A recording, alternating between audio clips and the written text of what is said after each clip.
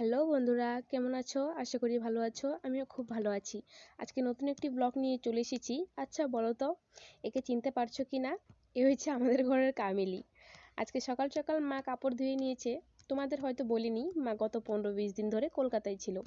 গত ভোরবেলায় ঘরে এসেছে, তার জন্য এত দুটি কাপড় সব ধুয়ে নিয়েছে। চলো তোমাদের সাথে শেয়ার করি কি কি আনলো। তো এই যেটা ড্রেস দেখছো, ওটা হচ্ছে বোনের জন্য। নিচের প্যান্টও আছে। আর লগে যেটা কাপড় দেখাচ্ছি, হলুদ কাপড়, ওইটা আমার মেশো, তোমার কলকাতায় আমার মানে মেশোর কারখানা আছে, সেখান থেকে বানিয়ে দিয়েছে। মানে কি বলবো, এত কিউট, মানে হলুদ কাপড়ের উপরে যে এমব্রয়ডারিটা করা হয়েছে, মানে দেখতেও অনেক সৌন্দর্য লাগছে। এটা আমার বোনের জন্য, অনেক ছোট, হাইটেও তো লম্বা কিন্তু এমনি বিরাট ছোট।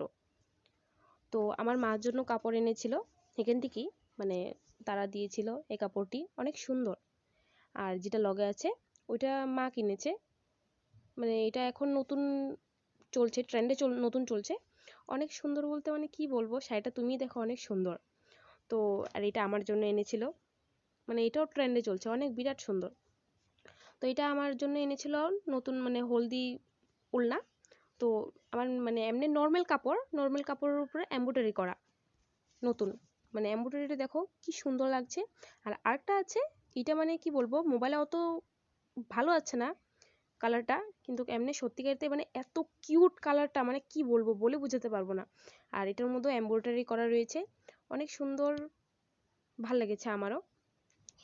এই দুটো চুড়িদার কালারটা অনেক বেশ ভালো, আমার থেকেও পছন্দ হয়েছে। আর একটা ব্যাগ এনেছে, হয়তো মানে আমার পছন্দ করেনি, তাও আদর করে পাঠিয়েছে, তো রাখতে তো লাগবেই। আর এই 3টা চুড়িদার মানে আমি পরে দেখে নিয়েছিলাম, তার জন্য ভাঁজ টাজ খোলা। তো আজকের জন্য এতটুকুই। Bye bye.